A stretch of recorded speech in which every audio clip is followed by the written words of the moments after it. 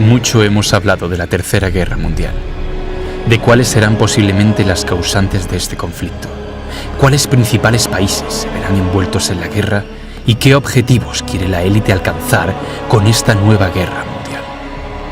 Pero poco hemos hablado de los artífices del sistema.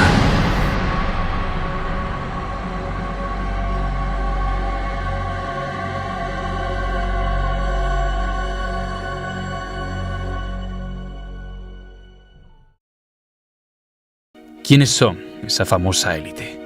¿A qué sociedades pertenecen? ¿Y cómo han llegado hasta donde han llegado? En este vídeo vamos a abordar todo lo posible estas cuestiones sobre los artífices. La gente siempre tiende a ver como únicos responsables del mal en el mundo a los líderes políticos, ya que los medios de comunicación juegan bien su papel en manipular y ocultar información sobre los culpables directos que usan a estos títeres políticos. Uno solo tiene que echar un vistazo a las hemerotecas de la historia para ver que esto que aquí se expone es cierto. ¿Sabía usted que Hitler había sido financiado antes y durante su auge por empresas norteamericanas? ¿Que detrás de la Revolución Rusa y el surgir del comunismo estuvo la élite económico-financiera? Anthony Sutton, economista e historiador británico, escribió unos volúmenes titulados Wall Street y el ascenso de Hitler, Wall Street y el ascenso del bolchevismo, en los que el autor nos detalla escrupulosamente qué empresas y personalidades norteamericanas financiaron a ambas ideologías totalitarias. De entre esas personalidades se encontraba la familia Rockefeller, familia que siempre nombramos a la hora de hablar de uno de los componentes de la élite, que junto con otras familias como los Rothschild han ido a lo largo de los tiempos amasando poder y junto con otras personalidades y agrupaciones han diseñado el sistema de nuestros días. Estas familias, por medio de sus inmensas fortunas, empresas, corporaciones y entidades financieras, han estado detrás de numerosos acontecimientos, como la Primera y Segunda Guerra Mundial, la creación de la Reserva Federal, la fundación de la ONU, y están a cargo de influyentes y poderosos grupos como el conocido Grupo Bilderberg o la Comisión Trilateral. No pretendemos simplificar a la élite en solo estas dos familias porque sería una completa falacia, pues como decimos, son parte de la élite.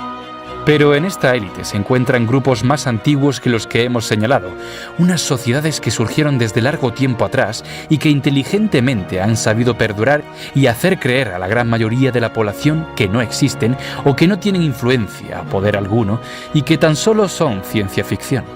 Hablamos de la masonería. La masonería se cree que procede de la Orden de los Templarios, quienes en su día llegaron a cosechar tanto poder que se temía que estos fueran a hacerse con el control. De esta forma, la Iglesia y el rey de Francia de por entonces, Felipe IV, llevaron a cabo la persecución y exterminación de casi todos los templarios, ya que algunos de ellos huyeron a Escocia. Pasado un tiempo, resurgirían con el nombre de masones, los cuales vendrían a ser, entre otros oficios, constructores de catedrales e iglesias, lugares donde dejarían impresos sus símbolos y poco a poco se irían extendiendo a los diferentes campos del sistema: la economía, las finanzas, la política, la religión, alcanzando así el control del mundo. Una vez asentados en Europa, pasarían a América, estando detrás de las revoluciones independentistas contra el Imperio Británico y Español y estando presentes en prácticamente todos los continentes del mundo.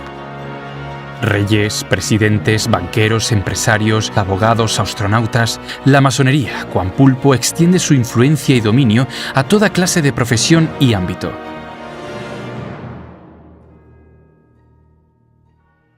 Para ver el poder e influencia de estas sociedades a lo largo de la historia, solo tenemos que ver la cantidad de personalidades importantes que han sido masones y cuyas acciones han sido vitales para conseguir objetivos de la élite. Napoleón, Simón Bolívar, Salomón von Rothschild, Stalin, Lenin, Karl Marx, Churchill, la reina de Inglaterra, su padre y bisabuelo también lo fueron, el Papa Francisco. Son solo unas pocas personalidades de las muchas que han pertenecido o pertenecen a la masonería. Si se ha fijado usted, todos esos personajes tienen un gesto en común, el ocultar la mano bajo la chaqueta, lo cual viene a ser un símbolo masón.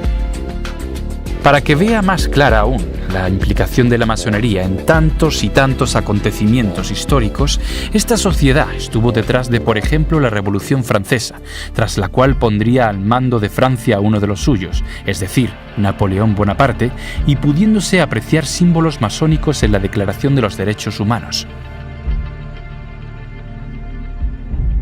La masonería también estuvo detrás de las revoluciones latinoamericanas contra el Imperio Español, siendo varios de los líderes revolucionarios y futuros gobernantes masones.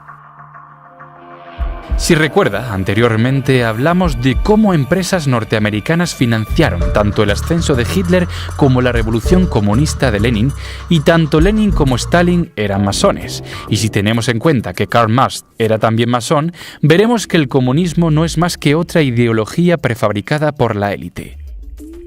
Se rumorea que el hundimiento de Lusitania en 1915 fue permitido por Winston Churchill, primer Lord de Almirantazgo de por entonces.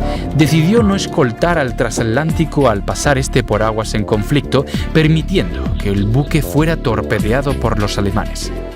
En esta embarcación británica viajaban ciudadanos americanos, lo cual sirvió para convencer a la opinión pública de que Estados Unidos entrara en la Primera Guerra Mundial.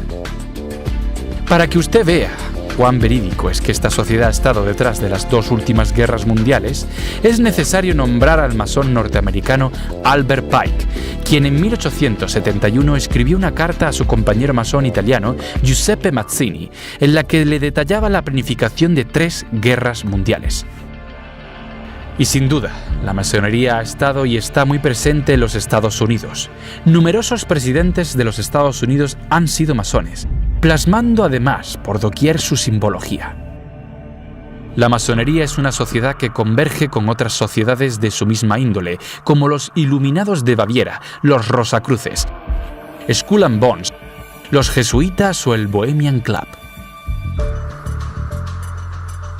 En la segunda parte de este vídeo vamos a hablar de los símbolos que usan estas sociedades y que han plasmado en prácticamente todas las ciudades del mundo, en nuestra cultura, nuestro día a día, en la música, y que esconden un culto común a algo o más bien a alguien.